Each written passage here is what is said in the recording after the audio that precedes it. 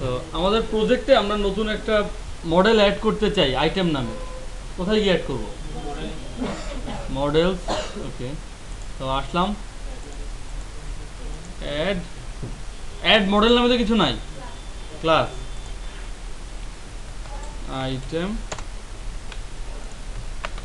ধরলাম, ওর থাকবে ইন্টিজার আইডি, স্ট্রিং নেম,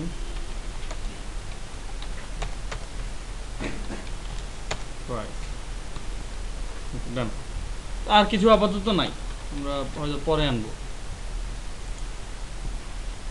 আমরা এটা বন্ধ থাকুক।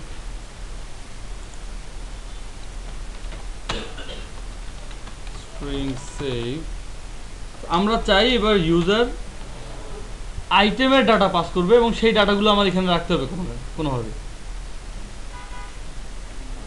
তো আমার এখানে হচ্ছে আইটেম, সাপোজ নাম দিলাম আইটেম,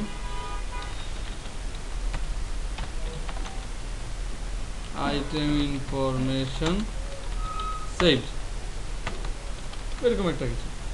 তার মানে ইউজার এবার আইটেম কন্ট্রোলারের সেভ অ্যাকশনটাকে কল করবে, কল করার পরে আইটেমের কিছু ডাটা দিবে, তারপর আমি এটা মেসেজ দেখাবো। এই ডাটা নিয়ে এখনো কিছু করি নাই। তো আমাদের আগের বার যেটা হচ্ছিল, আমরা প্যারামিটারের নাম অনুযায়ী মিলাই দিয়ে দিচ্ছিলাম, তারপরে আমাদের বাইন্ড হয়ে যাচ্ছিল ডাটা ইজিলি, তাই না? বাট এবার তো আমার ওরকম কোনো উপায় নাই, দেখি কিছু করা যায় কিনা।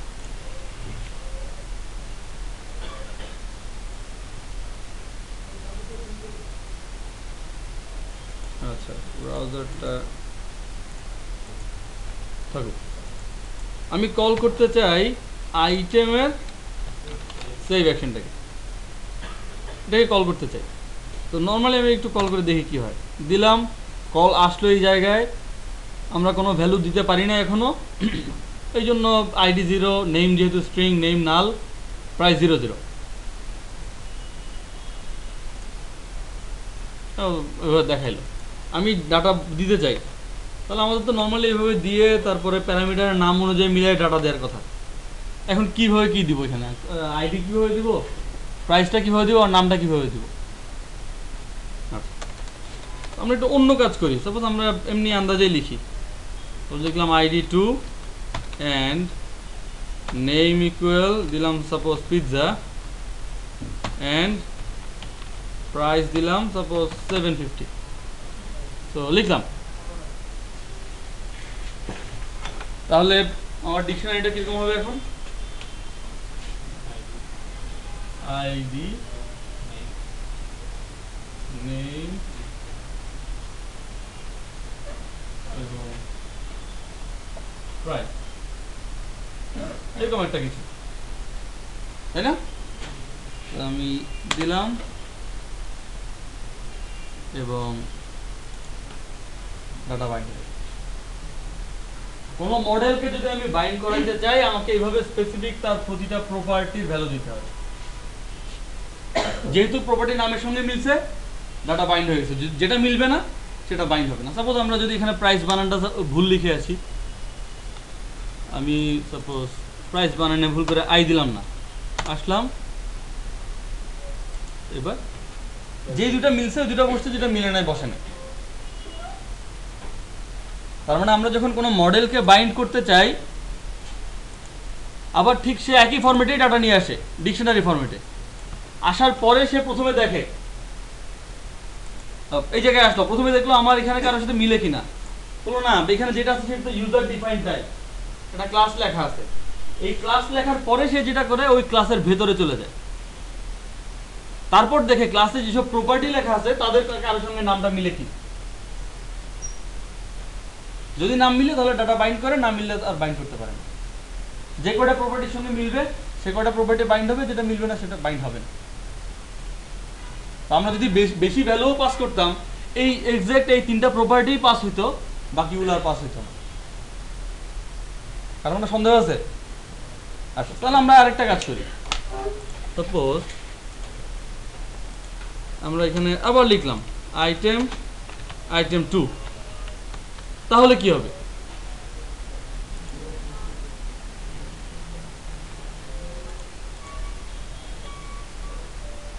আচ্ছা কল এখানে কেন আসলো প্রথমেই? আচ্ছা গতবার কন্টিনিউ দেই নাই এই জন্য।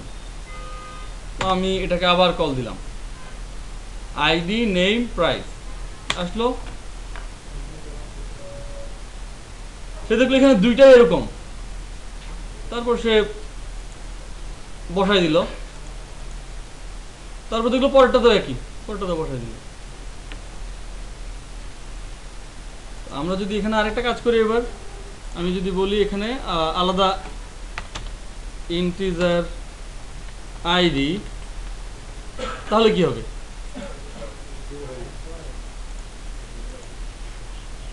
আমরা কল করলাম এটাকে, কল আসলো এই জায়গায়, আগের মতো ভ্যালুগুলো বসে ঠিকঠাক।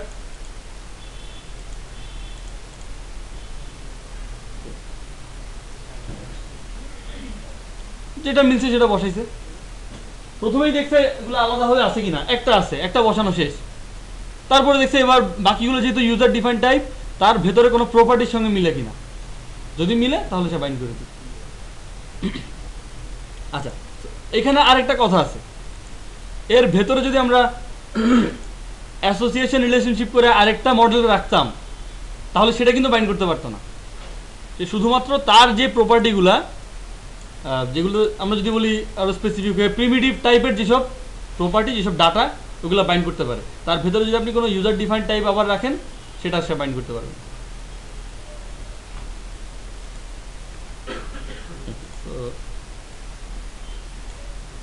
তো ডান, একটা কন্ট্রোলারের কোনো একটা অ্যাকশনের ভেতর কিভাবে মডেল বাইন্ড হয় আমরা দেখলাম।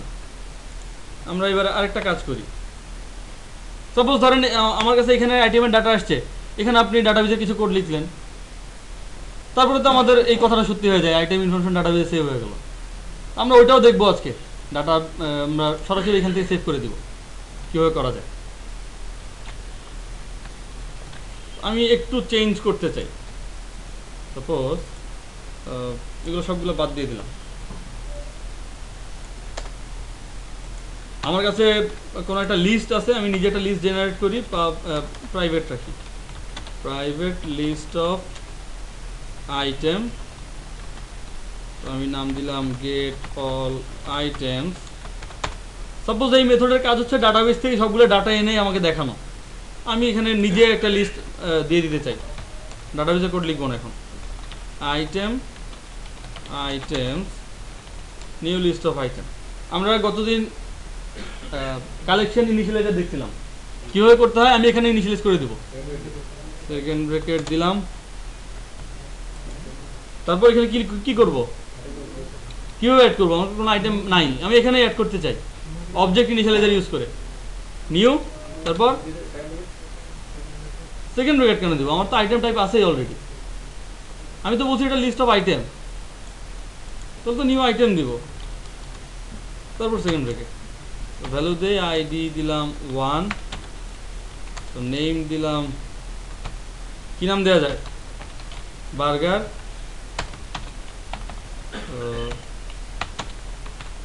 প্রাইস দিলাম সাপোজ 160, সেকেন্ডটা দিলাম সাপোজ পিৎজা, তো এটা প্রাইস দিলাম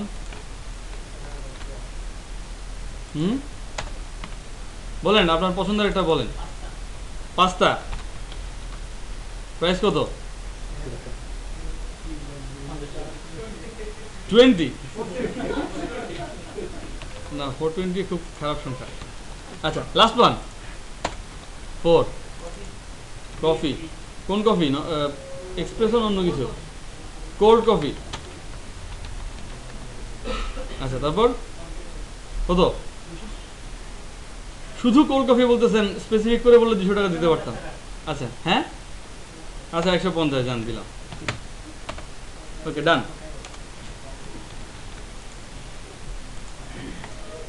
আচ্ছা তো আমি এটাকে রিটার্ন করে দিই, রিটার্ন আইটেম, ডান। আমার ক্ষেত্রে এখানে আমি জেনারেট করে দিয়েছি, আপনারা হয়তো ডাটাবেস থেকে সবগুলো এনে দেখাই দিবেন, দ্যাটস ইট, নতুন কিছু নাই। তো আমি যেটা করতে চাই, ইউজার একটা আইডি দিবে, সেই আইডি দিয়ে যদি এই লিস্টের ভেতর থাকে তাহলে সেই আইটেমটার নাম আমি দেখাবো, যদি না মিলে তাহলে আমি বলবো নাই। আমি আবার একটু বলি, আমার এখানে এই মেথডটা আমাকে একটা লিস্ট দেয়, যে লিস্টে বেশ কিছু আইটেম সেভ করা আছে, 4টা সেভ করা আছে আপাতত। ইউজার যদি এর মধ্যে কোনো একটা আইডি দেয় তাহলে স্পেসিফিক সেই আইটেমের নামটা আমি ওকে রিটার্ন করব। যদি না মিলে, যদি সাপোজ সে আমাকে দিল 6, তাহলে তো মিলে নাই, তখন আমি ইউজারকে বলবো যে এই আইডি ম্যাচ করে না। তো কি কি করতে হবে আমাকে এখানে একটু বলুন তো।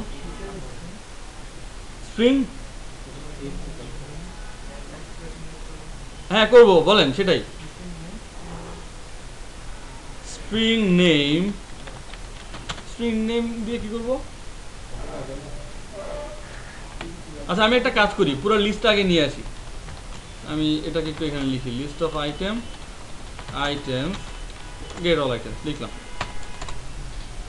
এবার একটু বলেন, আইটেমস থেকে আইটেমকে নিব। আচ্ছা, তো একটা আইটেমই তো পাবো একটা আইডির এগেনস্টে।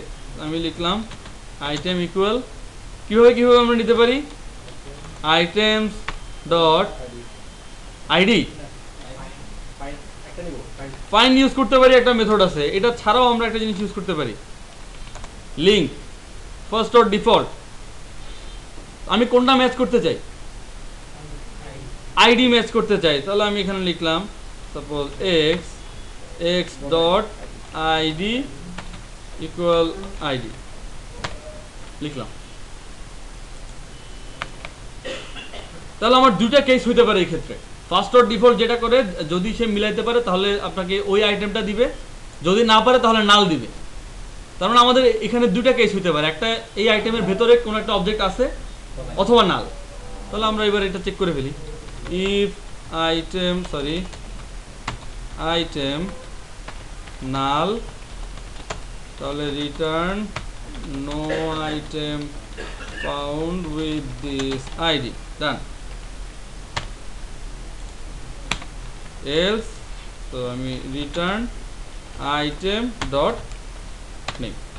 আমাদের এটাই উদ্দেশ্য ছিল, তাই না?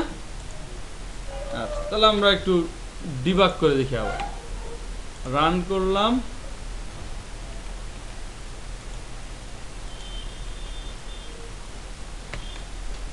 আইটেম ফাইন্ড, আমি দিলাম আইডি ইকুয়াল টু, তো কল আসলো এবং আইডিতে 2 রাখলো, ফাইন।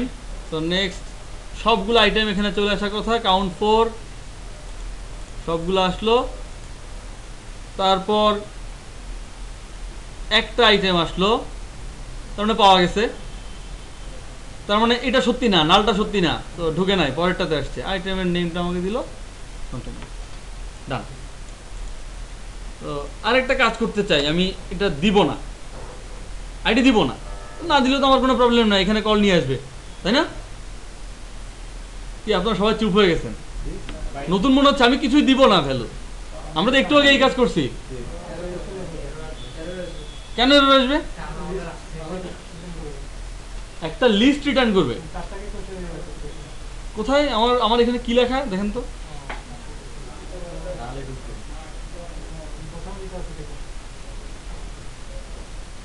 প্রথমে বলেন এখানে আসবে এবং আইডির মধ্যে কিছু বসাতে পারবেন, এই তো।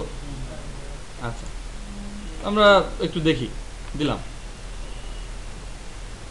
কি ঘটনা ঘটলো।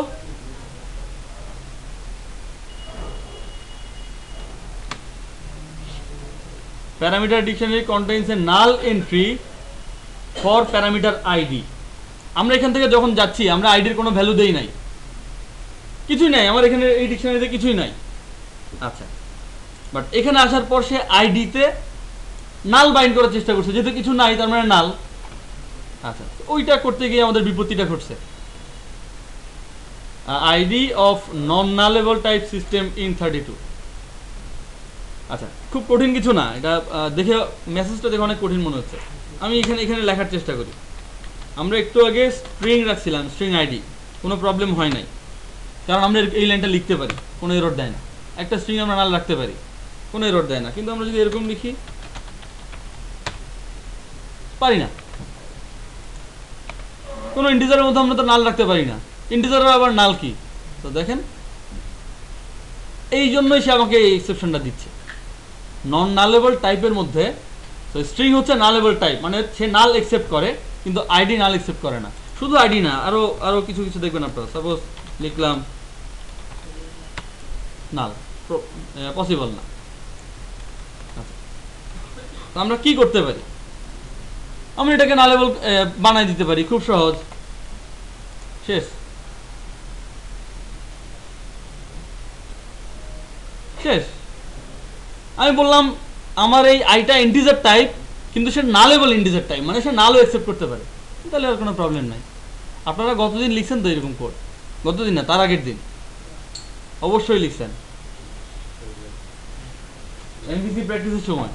কপি পেস্ট করে আনলে মনে থাকার কথা না, কোড করলে মনে থাকার কথা।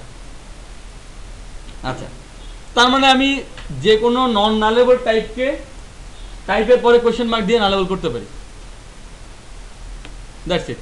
তাহলে আমাকে বলেন এখন আমরা সলিউশনটা কিভাবে দিব? বলেন কোথায়? তার মানে আমি এবার বলে দিলাম ভাই এখানে নালও আসতে পারে, নাল আসলে এক্সেপশন দেখানোর কিছু নাই। ডান। আমি রান করি।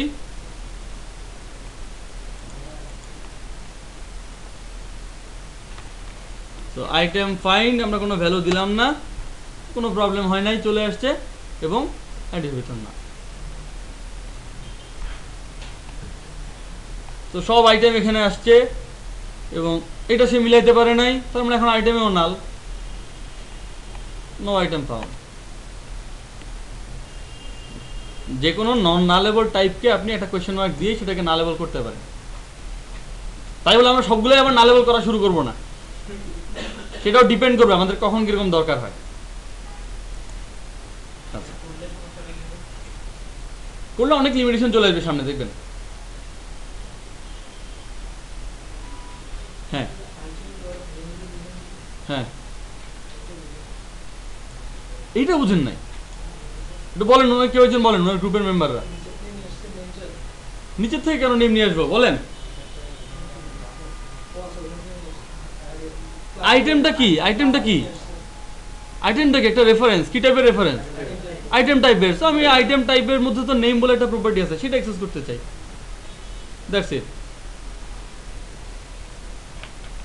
আচ্ছা, তো এটা দেখার কোনো প্রবলেম হয় নাই, সবাই বুঝছেন? আচ্ছা, আপনাদের কিছু কাজ আছে, এটা করতে হবে এই জিনিস, তারপর ফাইনটা করতে হবে, নালেবল টাইপটা আনতে হবে, আরেকটা কাজ করতে হবে আপনাদের, একটু একটু লিখে রাখেন।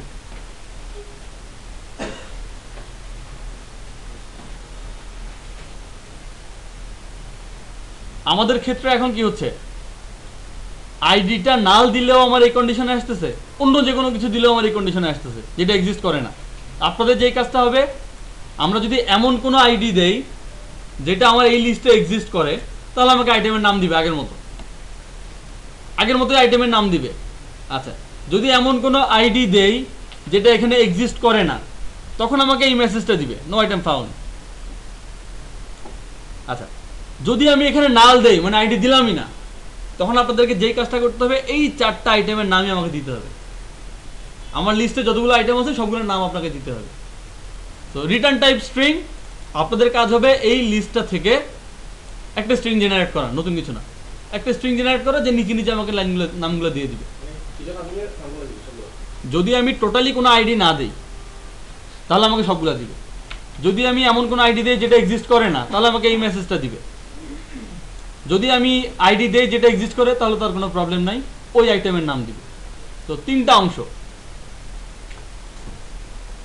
প্রথমে আপনারা এটা প্র্যাকটিস করবেন, তারপর এটা একটা লিস্ট লিখবেন, সেটার জন্য একটা ফাইন্ড মেথড লিখবেন, তারপরে এগুলো শেষ হওয়ার পরে আপনারা ওই কাজটা করবেন। যদি আমি আইডি না দেই তাহলে সবগুলো আইটেম, যদি আমি আইডি দেই এবং এক্সিস্ট করে তাহলে সেই আইটেমের নাম, যদি আমি আইডি দেই কিন্তু এক্সিস্ট করে না তাহলে নো আইটেম ফাউন্ড। শুরু করেন।